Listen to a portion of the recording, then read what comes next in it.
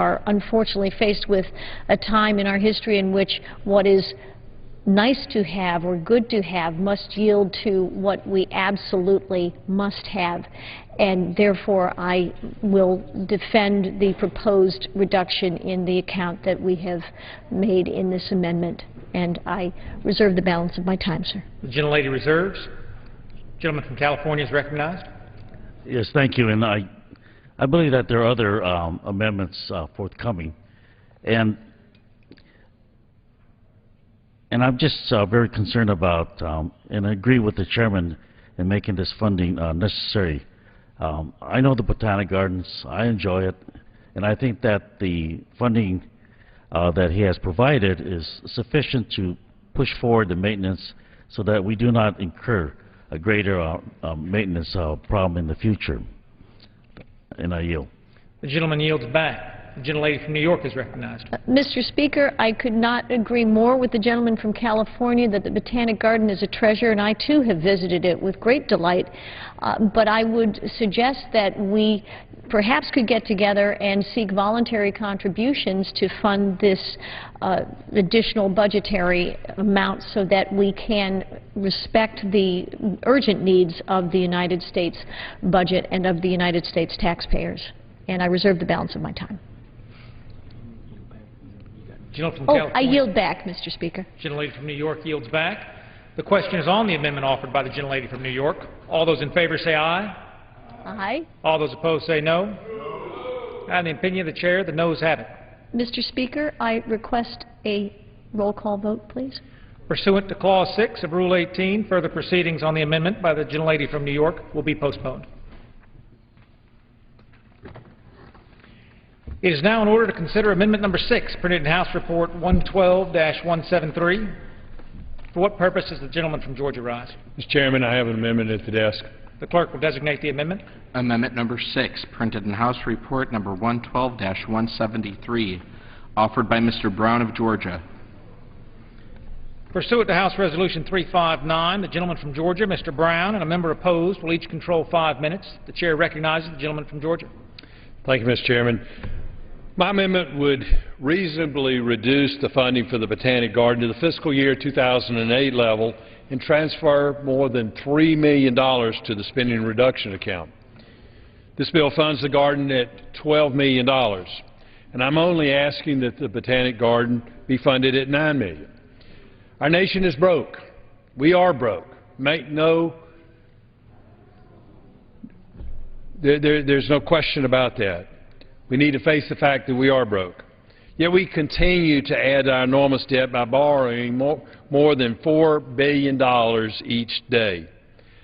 I believe and I think that the American people would agree that it is more reasonable to ask the Botanic Garden to stop trimming their hedges and to start trimming their budgets, like many of the other offices have done within the federal government, and like many families and businesses have done all across this nation.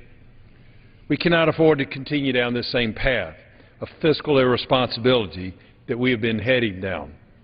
I urge my colleagues to help me put America back on a different course and to support this amendment. I reserve. The gentleman reserves. For what purpose does the gentleman from Florida rise? Claim time in opposition. The gentleman is recognized for 5 minutes. Yield myself 1 minute. The gentleman is recognized for 1 minute. Mr. Chairman, we just had an amendment that reduced the funding by $630,000. Now we have an amendment that will reduce it by 26%. And I would suggest that that is a little bit extreme. We, as a subcommittee, looked at all the agencies that we oversee. We reduced spending, as I said earlier, by 6.2%. Some agencies were cut more than others. The Botanical Garden at less than $600,000 will be at the current spending level this year. We feel like that needs to be where it is so they can continue to do the job they do with 1 million people coming there. I think it's important, and I don't think we should cut it another 26%. Gentleman reserves. I reserve the balance of my time. The gentleman from Georgia is recognized. Thank you, Mr. Chairman. I appreciate my good friend Andrew Crenshaw's remarks about this. When families face hard economic times, they look at extraneous expenses. And I love plants. My wife and I work in our yard, and we have plants that we baby, and she waters every day. So we certainly have a great appreciation for botanical gardens and plants and the things that plants bring in the way of enjoyment. But when faced with hard economic times, people don't go out to Home Depot and buy more plants when they can't pay their bills. And that's the situation we're in as a nation. Though the Botanic Garden is a very beautiful place, a lot of very beautiful plants in it, I think it's not the responsible thing to continue to try to grow more things that are going to continue to grow the debt and spend money we just simply do not have. I'm reminded, as we've gone through the authorization process in the three committees I'm in, as we've gone through these appropriation bills, I'm reminded of a saying that was just utilized during our founding periods, but with a new twist. And the new twist is this: don't cut me, don't cut thee, cut that fellow behind the tree. And I hear that in the authorization committees over and over again. We have to cut our spending, but don't cut me. Cut somebody else. We have to get our debt under control, but don't cut me. Cut somebody behind the tree. There's nobody behind the tree. America deserves better. This is a simple cut. The Botanical Garden, is lush and pretty as it is not a necessary expenditure of the federal government. And I think the American people, if they had a choice, would support this amendment. So, Mr. Chairman, I appreciate my good friend Andrew Crenshaw's comments and comments from the other side, but we just simply have to stop spending money that we do not have. It's irresponsible to do so. And so I urge adoption of my amendment, and I yield back. The gentleman yields back. The gentleman from Florida is recognized. Mr. Chairman, I yield 2 minutes to the distinguished ranking member of the Full Appropriations Committee, Mr. Dix. The gentleman from Washington is recognized for 2 minutes. Thank you for yielding. I just wanted to have the American people understand why we are opposing this amendment. The United States Botanic Garden is rooted in the nation's heritage. During the late 18th century, George Washington, Thomas Jefferson, and James Madison shared the dream of a national botanic garden and were instrumental in establishing one on the National Mall in 1820. Now, in continuous operation and open to the public since 1850, the Botanic Garden moved to its present location in 1933, a complex located along the north and south sides of Independence Avenue, bordered by 1st Street and 3rd Street. The garden includes the Conservatory, the National Garden, which opened in 2006, the Bartholdi Park, which was created in 1932, a plant production and support facility opened in Anacostia in 1933, includes greenhouses, bays, and maintenance shops. This is a very important thing to the American people. When they come here from all over the country, they want to go see the garden, the Botanic Garden, and I just feel that we have to figure a way to fund this and to take care of the facility. I mean, this was a dream of the founders of this republic, and I think we should honor that dream, and we should defeat both of these amendments and do the work that's necessary to keep it in a first-class condition for the American people. And I appreciate the gentleman. I yield back any remaining time. The gentleman yields back. The gentleman from Florida is recognized. Mr. Chairman, I'd like to yield 1 minute to the ranking member of the Legislative Branch Subcommittee, Mr. Honda. The gentleman from California is recognized for 1 minute. Thank you, Mr. Chairman. And the chairman of the subcommittee should be applauded for adequately funding the operations and necessary maintenance work so we do not have a more expensive deferred maintenance in the future, which usually is the result. Now about cutting and about plants. I think I know a little bit about plants and trees and people behind trees. There is someone behind a tree, and sometimes it's a gardener that doesn't know how to prune it to its proper shape so that it will express itself properly. And the Botanic Garden, let's face it, it is a national treasure. And it's something that people come to enjoy. And it's a heritage that our forefathers left behind that we should be able to maintain now and for the future. It's a place of respite and contemplation. And God knows that we all need that sometimes. I yield back. Gentleman yields back. The gentleman from Florida is recognized. Mr. Chairman, I urge a no vote and I yield back the balance of my time. Gentleman yields back. The question is on the amendment offered by the gentleman from Georgia. All those in favor say aye. Aye. All those opposed say no. No. In the opinion of the chair, the noes have it. Mr. Chairman, Gentleman from Georgia. I request a recorded vote. Pursuant to Clause 6 of Rule 18, further proceedings on the amendment offered by the gentleman from Georgia will be postponed. It's now in order to consider Amendment Number 7, printed in House Report 112-173. For what purpose does the gentleman from Pennsylvania seek recognition? I have an amendment at the desk. The clerk will designate the amendment. Amendment number 7, printed in House Report number 112-173, offered by Mr. Altmeyer of Pennsylvania. Pursuant to House Resolution 359, the gentleman from Pennsylvania, Mr. Altmeyer, and a member opposed will each control 5 minutes. The chair recognizes the gentleman from Pennsylvania. Mr. Chairman, I ask unanimous consent to modify my amendment with the text that has been placed at the desk. The clerk will report the modification. Modification to Amendment number 7, printed in House Report number 112-173, offered by Mr. Altmeyer of Pennsylvania. Insert first after the. Is there objection? Without objection, the amendment is modified. The chair recognizes the gentleman from Pennsylvania.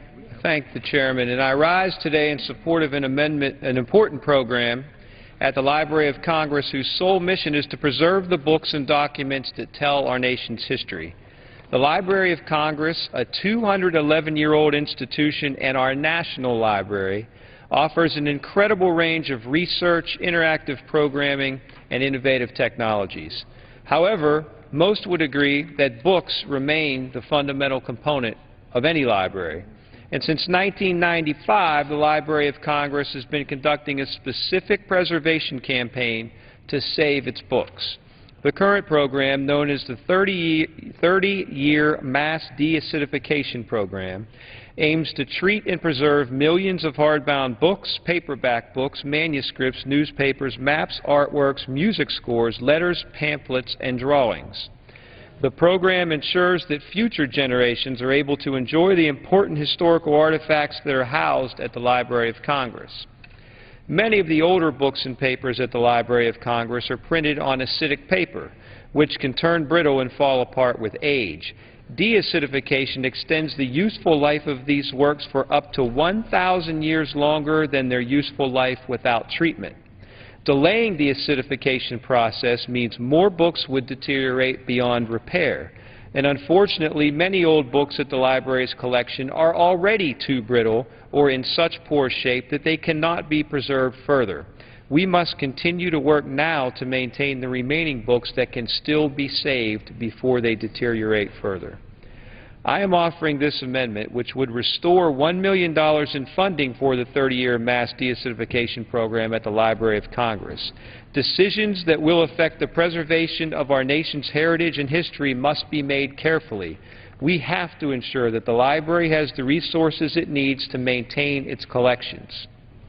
For example, Mr. Chairman, if we cut $1 million from this project for this 1 year, as this legislation proposes to do, the project will take an estimated 20 years longer to complete, while books continue to age and lose years off their useful life.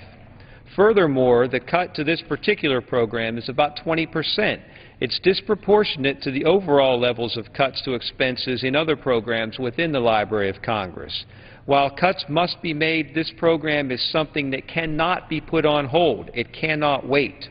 Books will continue to decay, and we will risk losing irreplaceable works that chronicle and illustrate our nation's history. Will the gentleman yield? I would yield to the gentleman. Well, thank the gentleman for that good amendment, and we have no objection to it. I appreciate the gentleman. I'm going to go ahead and read my last paragraph, if the gentleman doesn't mind, but I do appreciate that. Taking back my time, the Library of Congress, the repository of our national knowledge, does incredibly important work in preserving our nation's history. In turn, we must provide them with the capacity to preserve their books for generations to come. I thank the gentleman for his acceptance of the amendment, and I yield back the remainder of my time. The gentleman yields back his time. No one seeks time in opposition. The question is on the amendment as modified, offered by the gentleman from Pennsylvania. All those in favor say aye. All those opposed say no. In the opinion of the chair, the ayes have it. The amendment is agreed to.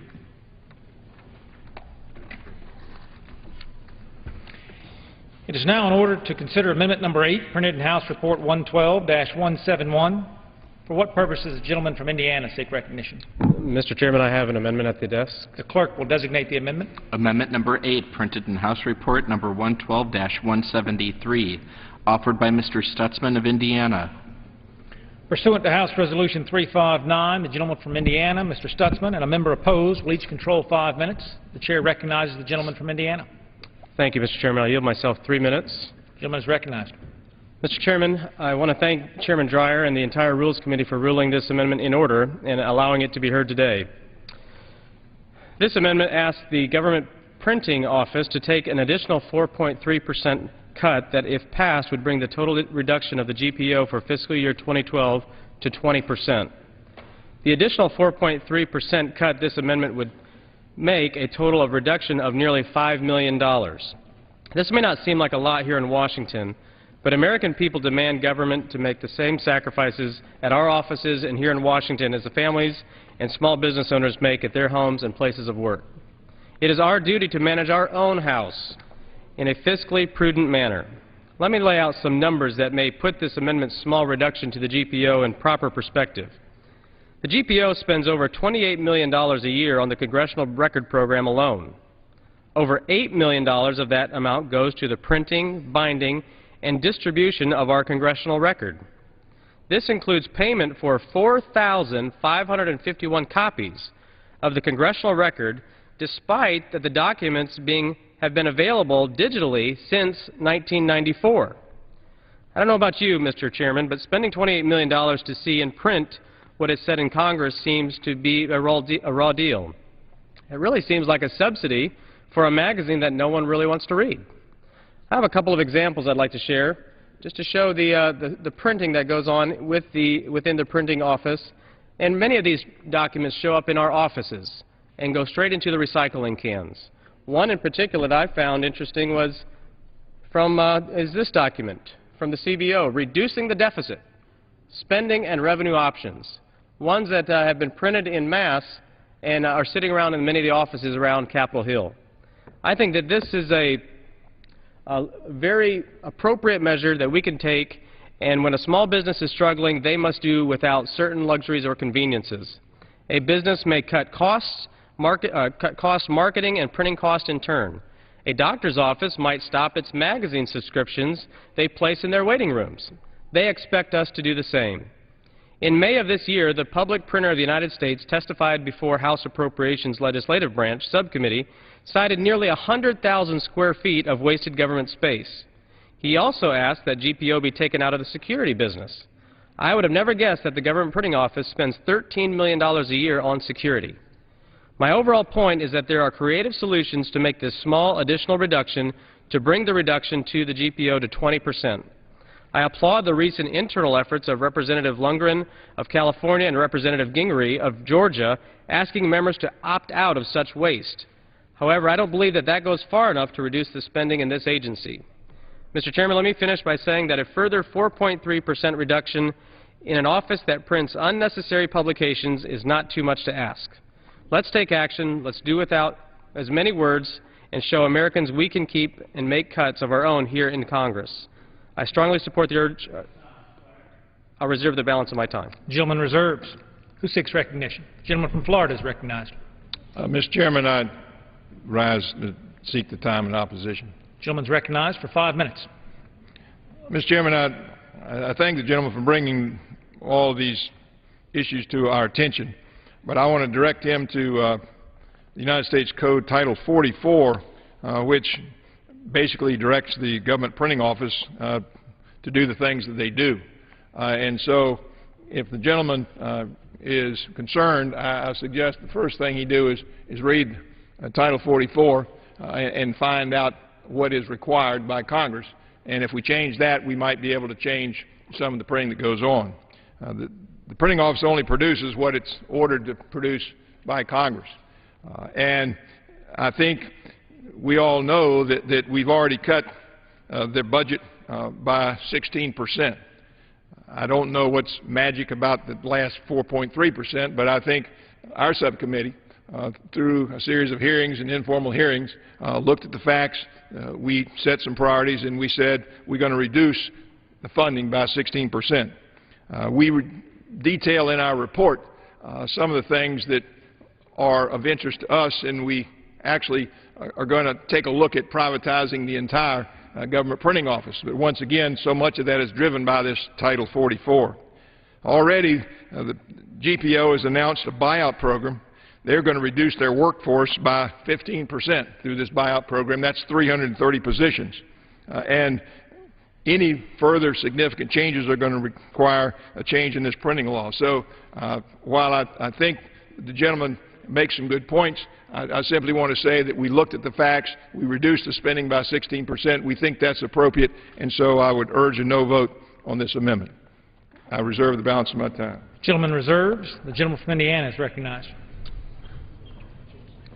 Mr. Chairman, I yield myself 1 minute. The gentleman is recognized for 1 minute. I do appreciate the points about the responsibilities of the GPO and that they are required by law to print certain documents. But let me give you several examples. And again, let's remind ourselves that all of these, this is actually a environmentally friendly bill. This is a bill that, an amendment that would actually reduce the cost and the amount of paper that we print many of these words on. These are all available to any American on the Internet, and especially to each one of us as individuals of Congress, members of Congress, and to our staff. But we have the congressional record, the congressional directory, Senate and House journals, memorial addresses of members, nominations, U.S. code and supplements, laws and treaties, envelopes provided to members of Congress for the mailing of documents, House and Senate business and committee calendars, bills, resolutions, and amendments, committee reports and prints, committee hearings. All of these are obviously very important documents, but I believe in the day and age where we live in, all of these can be done electronically and digitally and would actually save dollars for the American taxpayer. I'll yield that. I'll reserve the balance of my time. Gentleman reserves. Gentleman from Florida is recognized. Chairman, I'd like to yield 1 minute to the distinguished ranking member of the subcommittee, Mr. Honda from California. Gentleman from California is recognized for 1 minute. I thank my chairman for yielding. My daddy used to say that you should really be careful of zealots because they come in hacking and hewing. And I think there's a couple of things that the chairman has pointed out that requires some study and thought. And the gentleman who's wanted to do the cutting, he indicated there was a book that was talking about deficits. But that book has been paid by CBO, so it's not a cost of GPO. And then in terms of security, GPO has the security, but they're required to issue passports. And with passports, you have to have security there. So I think, you know, a more studied approach would probably be in place. Cuts for cuts' sake, I think, is, in the words of my father, foolhardy. So I would recommend that we slow down, make haste with all deliberate speed, and I agree with my chairman here. And I yield back. The gentleman yields back. The gentleman from Indiana is recognized. Yield myself 1 minute, the remaining balance of my time, Mr. Chairman. And I guess I would point out, and I understand the gentleman's point about CBO spending their dollars on this publication, but we see these publications around Capitol Hill everywhere. You go to any congressional office and you will see documents and publications that people will never use. And again, let's advance ourselves into the day and age that we live in letting and using these documents in electronic format. But also, my understanding is that this is returning, the 16% reduction is returning ourselves to the 2009 levels, if my understanding is correct. I believe that we need to reduce ourselves even further than that. Again, this is a very simple amendment. I think the American people would agree with this, and that we are saving every dollar and looking at every opportunity to save tax dollars. And, Mr. Chairman, I'll yield back. The gentleman yields back. The gentleman from Florida is recognized. I yield myself such time as I might consume, and simply to say that the subcommittee looked at this. We have concerns. We reduced the spending by 16%. If you want to have any more significant savings, you're going to have to change the printing laws that are there in Chapter 54. So I would simply say I think we've done a good job of what we're trying to do. We are looking for ways, and remember, they print what they're asked to print. When GAO asks them to print something, they pay for it. A lot of people say that we ought to just privatize the whole thing, and that's something we're thinking about doing. But I think we've cut them sufficiently. I think they can still do their job. They don't need any further cuts. I would urge a no vote, and I yield back the balance of my time. The gentleman yields back. The question is on the amendment offered by the gentleman from Indiana. All those in favor say aye. All those opposed say no. In the opinion of the chair, the ayes have it. The amendment is adopted. On that. Pursuant to Clause 6 of Rule 18, further proceedings on the amendment offered by the gentleman from Indiana will be postponed.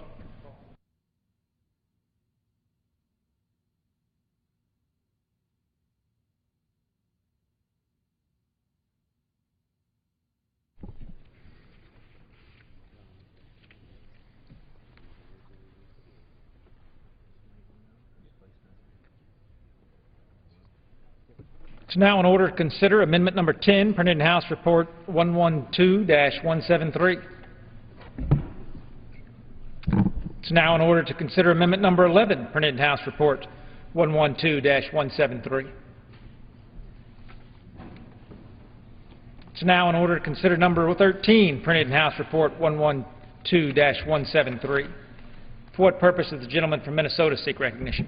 Mr. Chairman, I have an amendment at the desk. The clerk will designate the amendment. Amendment number 13, printed in House Report number 112-173, offered by Mr. Paulson of Minnesota. Pursuant to House Resolution 359, the gentleman from Minnesota, Mr. Paulson, and a member opposed will each control 5 minutes. The chair recognizes the gentleman from Minnesota. Speaker, Mr. Chairman, I yield myself as much time as I may consume. The gentleman is recognized. Mr. Chairman, my amendment would prevent any funds in the legislative appropriations bill from being used to distribute printed copies of legislation unless a member specifically asks or requests for such a copy. Now, currently, when a member introduces legislation or becomes a co-sponsor of a bill, 3 copies of that bill are sent to the member's office. And oftentimes, many of these copies end up being thrown away or recycled because legislative text is certainly available online and the paper copies just add to the unnecessary clutter. This amendment would seek to stop that practice. The legislation is available online, and if members are interested, they can still get a copy of the bill, or they can print it, obviously offline, or request to pick up a printed copy from the printing office. I understand that there are absolutely valid uses for the printed copies of these bills, and this amendment does not prevent them from being printed. Now, similar legislation, Mr. Chairman, was already adopted at the beginning of this Congress that passed the House 399-0. I would ask members to support this amendment. It's fiscally responsible, it's common sense, it's environmentally the right thing to do as well. I reserve the balance of my time. The gentleman yield. Be happy to yield. I think that's a good amendment, and we have no objection. We accept the amendment. Reserve the balance of my time. Gentleman reserves. Who seeks recognition? Gentleman from Minnesota. Yield back the balance of my time, Mr. Chairman. The gentleman yields back the balance of his time. The question is on the amendment offered by the gentleman from Minnesota. All those in favor say aye. All those opposed say no. In the opinion of the chair, the ayes have it. The amendment is agreed to. It is now in order to consider Amendment Number 14, printed in House Report 112-173. For what purpose does the gentleman from Minnesota seek recognition? Mr. Chairman, I have an amendment at the desk. The clerk will designate the amendment. Amendment number 14, printed in House Report number 112-173, offered by Mr. Paulson of Minnesota. Pursuant to House Resolution 359, the gentleman from Minnesota, Mr. Paulson, and a member opposed will each control 5 minutes. The chair recognizes the gentleman from Minnesota. Mr. Chairman, I yield myself as much time as I may consume. The gentleman is recognized. Thank you, Mr. Chairman. This amendment is similar to the last amendment. It would prevent any funds in the legislative appropriations bill from being used to distribute printed copies of the congressional record to all 435 members' offices each day that Congress is in session. Now, many times, copies of the congressional record are thrown straight into the recycling bin. My amendment would prevent funds from being used to deliver these congressional record copies to members' office. The amendment does not prevent the printing of the congressional record. It's just the delivery of the printed copy. Of course, there are absolutely, as I mentioned in the last amendment, there are legitimate uses for the congressional record, and some offices may require a hard copy, and this amendment does not prevent that. It remains available for pickup from the Legislative Resource Center for all offices. Again, this is an amendment that's fiscally responsible, environmentally responsible, and I reserve the balance of my time, Mr. Chairman. The gentleman reserves. Who seeks recognition? Gentleman from Florida. Mr. Chairman, I move to strike the last word. Gentleman claim the time in opposition to the amendment. No, I just move to strike the last word. That may not be done on an amendment. I think if you read it carefully, the chairman and the ranking member under the rule can move to strike the last word. On the bill, so I can't strike it on the amendment. Then I will claim time in opposition. The gentleman is recognized for 5 minutes. I don't necessarily oppose the amendment. In fact, I think it's a good amendment. But I just want to mention a couple of things. Thank him for bringing the amendment before us. We're trying to save money. Actually, I think a questionnaire was sent out to ask the members if they want to receive the congressional record. Some people responded, some people didn't respond. But I think like the last amendment that he offered, we're just trying to reduce some of the paperwork. And if people don't want to receive a copy, then they don't have to receive a copy. That might help save a little bit of money. So I think on balance, it may create some problems, but I think it's probably a good amendment. And I think that I'd be willing to say we accept that amendment. So with that, I think Mr. Honda might want to say a word, so I'm going to yield some time to him. Thank you, Mr. Chairman, and I too rise. From California is recognized. Thank you, Mr. Chairman. I too rise to claim time in opposition of this amendment, although I'm not opposed. And I figured that I could spend a little time now since I didn't take it on the last one. But as a member who represents Silicon Valley, I am supportive of most any effort to move us towards becoming a more paperless Congress. This amendment is easy to support because the government printing office has already taken steps to reduce its printed copies of the congressional record. And GPO has surveyed the House and Senate for their continuing to print copies of the record along with other print documents like the Federal Register, the first survey of its kind. And for those offices like my own that told GPO we want to opt out of having the record delivered to our offices, GPO stopped those deliveries. So I think the gentleman would also be interested in knowing that 68% of the cost of producing the congressional record is incurred whether copies are printed or not. This is the prepress cost that is used to create the electronic file for which they upload online and also print. So while I'm not opposed to reviewing how Congress does this work, including its documents requirement, I believe members should spend some time getting to know the agency before acting upon it, and I think that this move towards a more paperless Congress will start here. It needs to start here with our own practices, and I believe the GPO will accommodate. Again, I support this amendment as it reinforces steps already taken by our partners at GPO, and I thank our colleague for presenting this. I'll leave you back. The gentleman yields back. The gentleman from Minnesota is recognized. Mr. Speaker, I thank the chairman and the ranking member, and I yield back the balance of my time. The gentleman yields back. The gentleman from Florida is recognized. Yield back the balance of my time. The gentleman yields back. The question is on the amendment offered by the gentleman from Minnesota. All those in favor say aye. All those opposed say no. In the opinion of the chair, the noes have it. The amendment is agreed to. Opinion of the Chair, the ayes have it, and the amendment is agreed to. It's now in order to consider Amendment Number 15, printed in House Report 112-173. For what purpose does the gentleman from Pennsylvania seek recognition? Mr. Chairman, I have an amendment at the desk. The clerk will designate the amendment. Amendment Number 15, printed in House Report Number 112-173, offered by Mr. Thompson of Pennsylvania.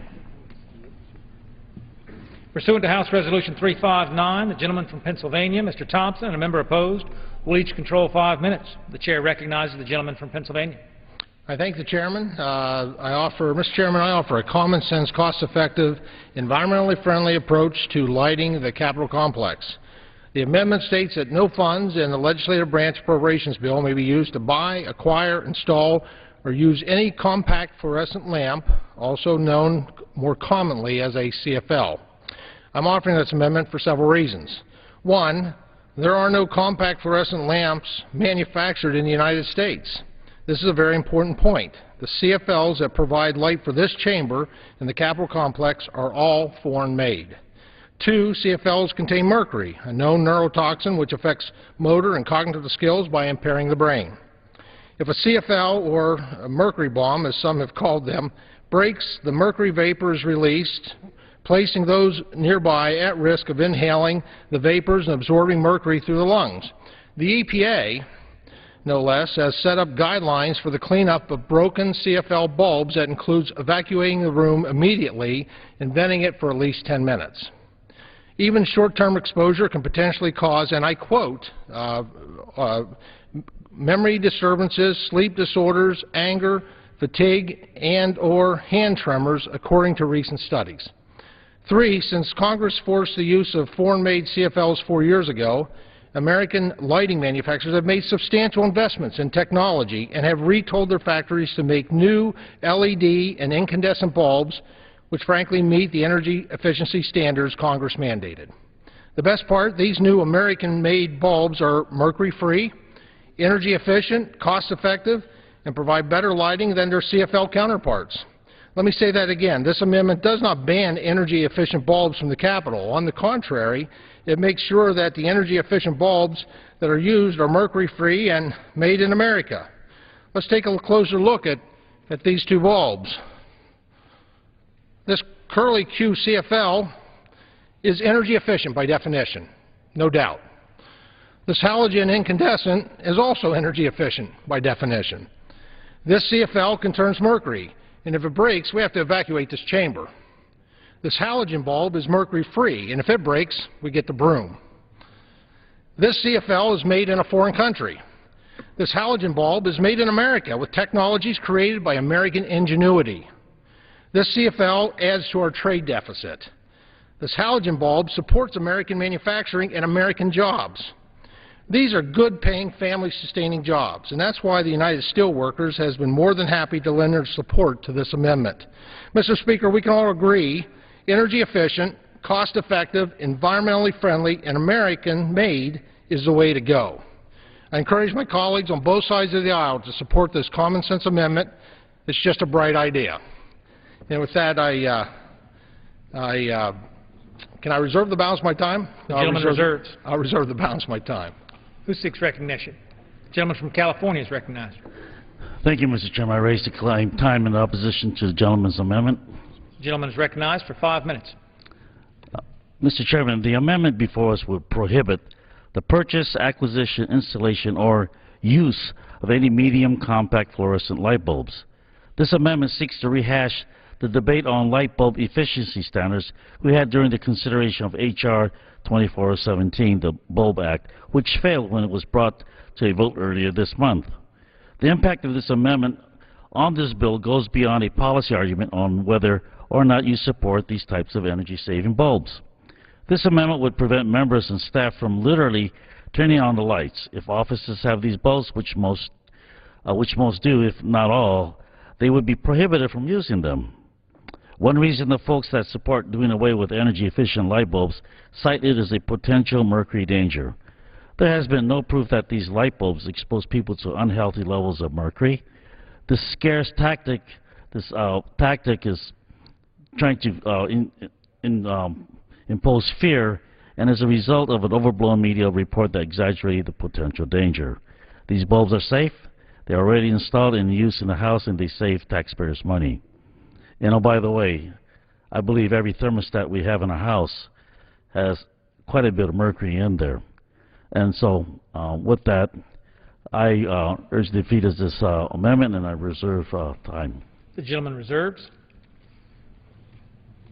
Gentleman is recognized. Well, I thank the gentleman. I thank the gentleman for laying out his points there. I couldn't disagree more, though. These are a result of those standards that were created in previous Congresses, long before I got here. These are energy-efficient bulbs that meet the standards today that was set forth by this body. This amendment I'm putting forth is a common-sense amendment that recognizes the innovation of American manufacturers. These folks delivered what Congress put out there for an issue to do. And I disagree when it comes to mercury. What I quoted you was from the EPA in terms of if this bulb would break in this chamber, we would be forced to evacuate by breaking one bulb.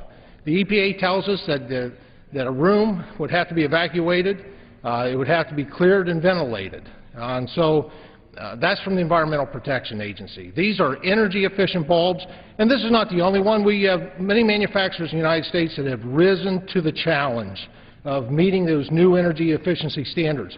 Why would we not recognize and utilize American-made bulbs that meet those energy efficiency standards that frankly contain no harmful chemicals in terms of mercury, as opposed to one that these bulbs, there is no place in the United States where CF bulbs are manufactured. This bulb is about foreign jobs.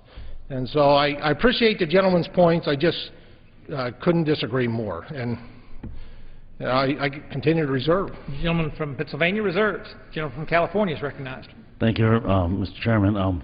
Well, I find it interesting that the example of EPA indicating that this mercury would be a danger, and so off the subject, then, when we talk about EPA standards and sustaining EPA, I hope that we can be on the same side on that one.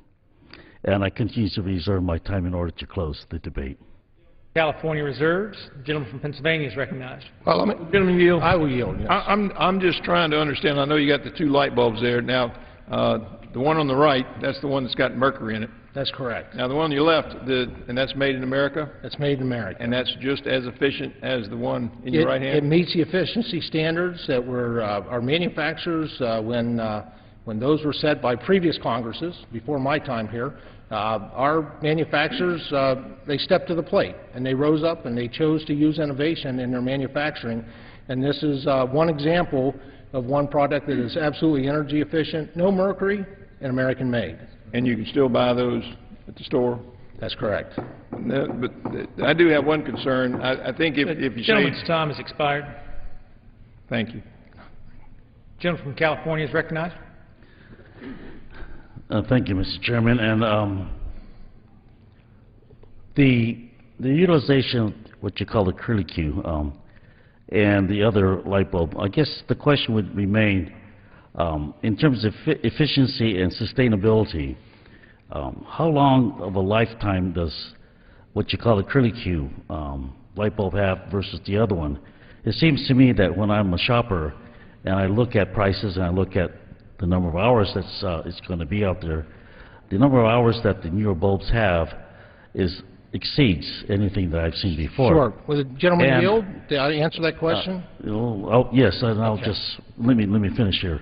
I just wanted to make sure that we don't confuse what we call efficiency with sustainability. I think sustainability is also a piece that we should be looking at, and the production of it, I think, is important. And I don't fight you on a point that we should make more stuff here. We should, and we will. And I think that there are more products in Lowe's and Orchard Supply and places like that that exhibit that we are making more of that here. And so I will yield to you. And sure. I agree with the gentleman. Return on investment for consumers is important.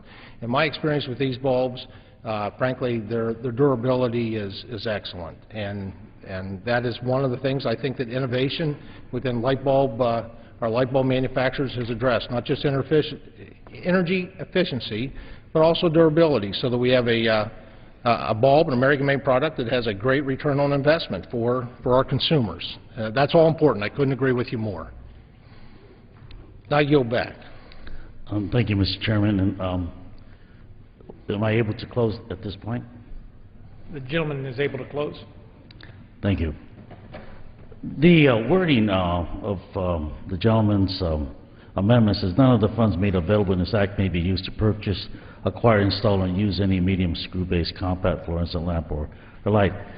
And it also feels like that the argument is about whether we can continue to purchase, or are we going to just allow these bulbs that we have in place to stay in place and not ever be removed. And so I think that one is confusing. Two, I'm not sure that we're going to really attain this this position of efficiency and sustainability under this amendment that is presented here, and I yield back. Gentleman yields back. The question is on the amendment offered by the gentleman from Pennsylvania. All those in favor say aye. All those opposed say no. In the opinion of the chair, the ayes have it. We'll have ask for a roll call vote, recorded vote. Pursuant to Clause 6 of Rule 18, further proceedings on the amendment offered by the gentleman from Pennsylvania will be postponed. It's now in order to consider Amendment Number 16, printed in House Report 112-173. For what purpose does the gentleman from New York seek recognition? Mr. Speaker, I have an amendment at the desk. The clerk will designate the amendment. Amendment Number 16, printed in House Report Number 112-173, offered by Mr. Hanna of New York. Pursuant to House Resolution 359, the gentleman from New York, Mr. Hanna, and a member opposed will each control 5 minutes. The chair recognizes the gentleman from New York. Thank you, Mr. Speaker. Right now, our nation is seriously debating its fiscal future. We're making tough decisions to get spending under control. Congress should do the same. This spending bill for Congress allows us an opportunity to practice what we preach when it comes to excessive spending on the taxpayer dime. My amendment is quite simple. It states that the CAO may not make MRA payments for the leasing of a vehicle in the amount that exceeds $1,000 per month. It applies only to individual member office accounts and would not affect the Capitol Police or other legislative agencies. It would not affect periodic car rentals, and it is not the intention of the amendment to affect mobile offices. This is about preventing the leasing of expensive luxury cars. Currently, there is no cap on how much members can spend on leased cars. The only requirement is that cars meet certain fuel standards. This amendment installs a $1,000 monthly cap. Members of Congress have 2-year terms which could require a slightly more expensive short-term lease. This amendment accounts for that. I believe the majority of this body and most Americans can agree that $1,000 a month for a car is more than reasonable. We do not need to be spending the taxpayers' dollars leasing expensive luxury vehicles, and certainly not during these tough economic times. I would also note that the Senate does not offer any car leasing whatsoever. If senators can go without car leases, members of the People's House can get by with less expensive cars. Wasting taxpayer dollars sends the wrong message to the American public. It only serves to further erode our constituents' faith in us, their elected representatives. I urge my colleagues to support this common-sense, cost-conscious amendment. I yield back the balance of my time. Yield? Yes, sir. I just want to say that I think that's a good amendment, and I think some of the people that are concerned about the reduction in the MRA, then they won't have to worry about the extra $1,000 that they were going to spend on leasing a car, because they won't be able to do that anymore under your amendment. They won't have it anyway, right? So we have no objection and accept the amendment.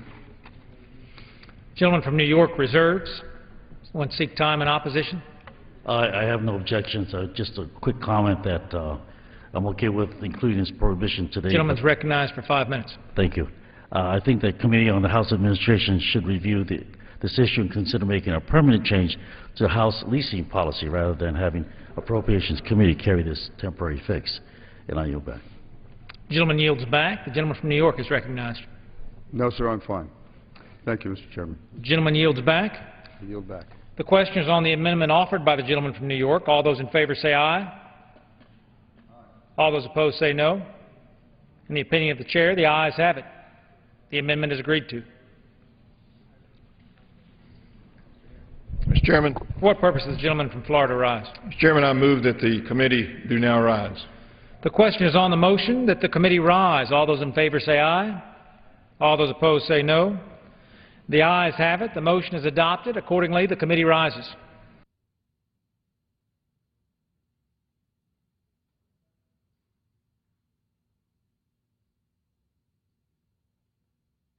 Mr. Chairman.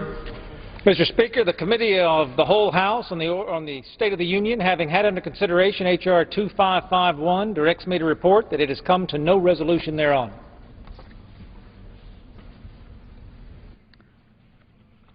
The Chair of the Committee of the Whole House on the State of the Union reports that the committee has had under consideration H.R. 2551 and has come to no resolution thereon. What purpose does the gentleman from Florida rise? Mr. Speaker, unanimous consent that during consideration of H.R. 2551 pursuant to the House Resolution 359, the following amendments be permitted to be offered out of the specified order. Amendment 10 by Mr. Flake and Amendment 11 by Mr. Flake. Is there an objection? Without objection, so ordered. Pursuant to House Resolution 359 and Rule 18, the Chair declares the House in the Committee of the Whole House on the State of the Union in further consideration of H.R. 2551. Will the gentleman from Georgia, Mr. Woodall, kindly resume the chair?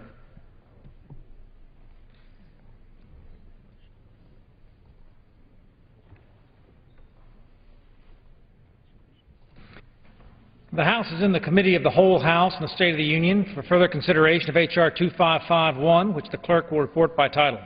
Bill making appropriations for the legislative branch for the fiscal year ending September 30th, 2012, and for other purposes.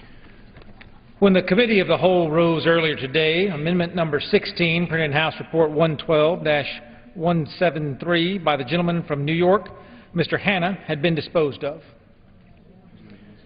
Pursuant to the order of the House today, it is now in order to consider Amendment number 10, printed in House Report 112-173. For what purpose does the gentleman from Arizona seek recognition? I have an amendment of the desk, number 10. The clerk will designate the amendment. Amendment number 10, printed in House Report number 112-173, offered by Mr. Flake of Arizona. Ask unanimous consent the amendment be considered read.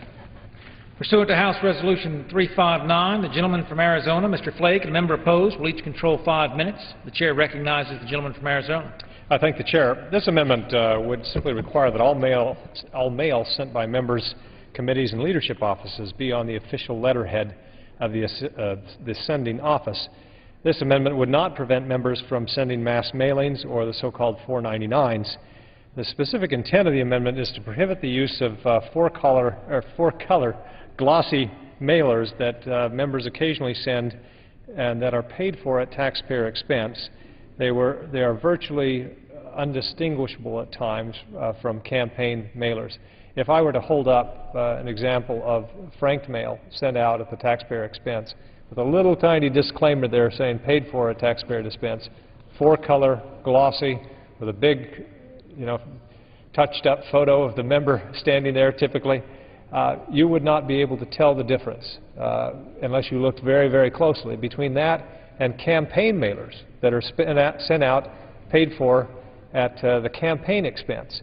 And I think that in this era, particularly given the budget constraints that we're under, for members of Congress to be sending out what is essentially campaign mail at taxpayer expense should be forbidden.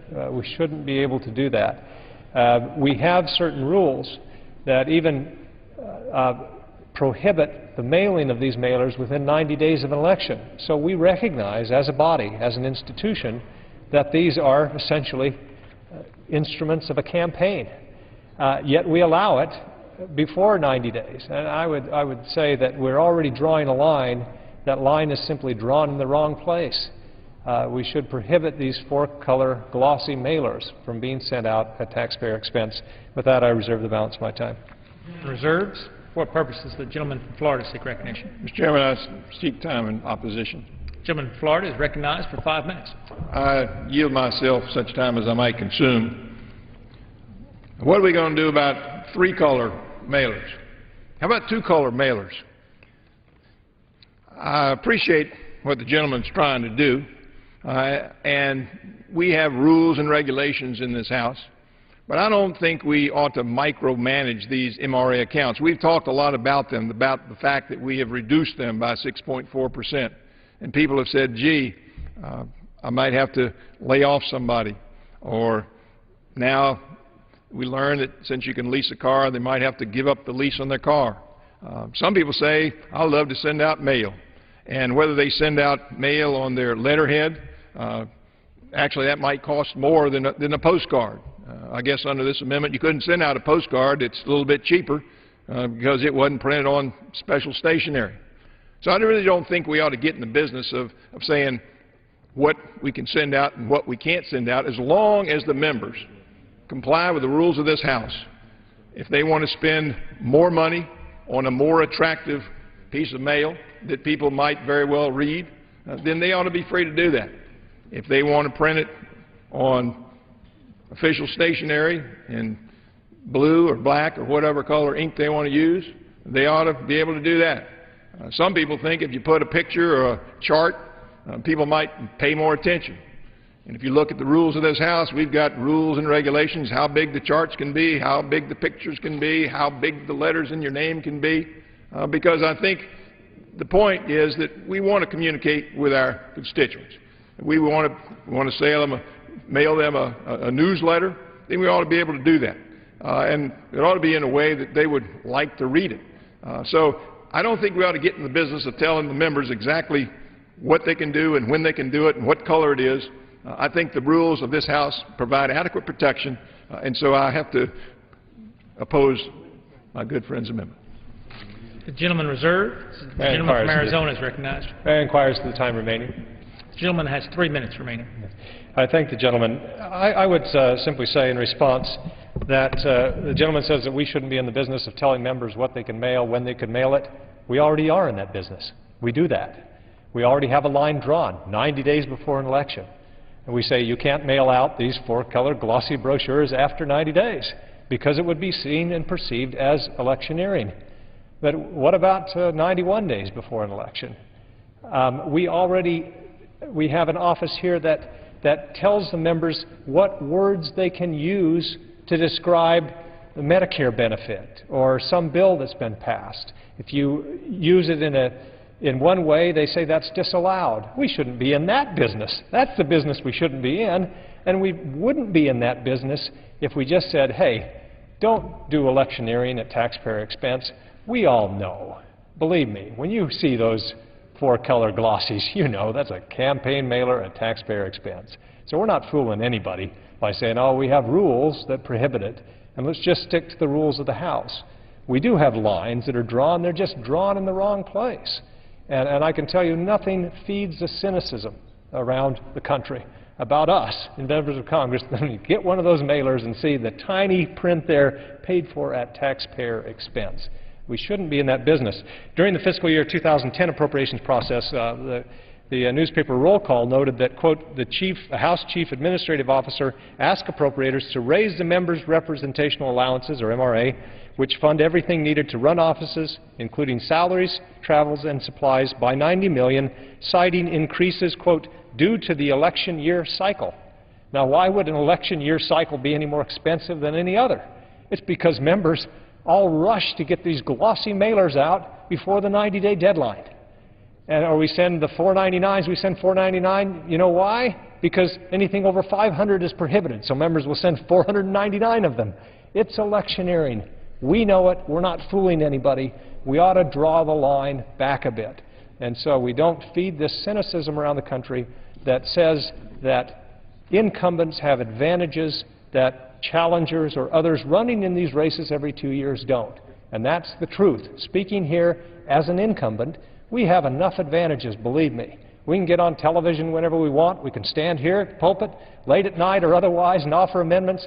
We can get our mug on television all we want to. We shouldn't have the advantage of sending out four-color glossy mailers at taxpayer expense. That's what this amendment is about, and I urge adoption of it and yield back the balance of my time.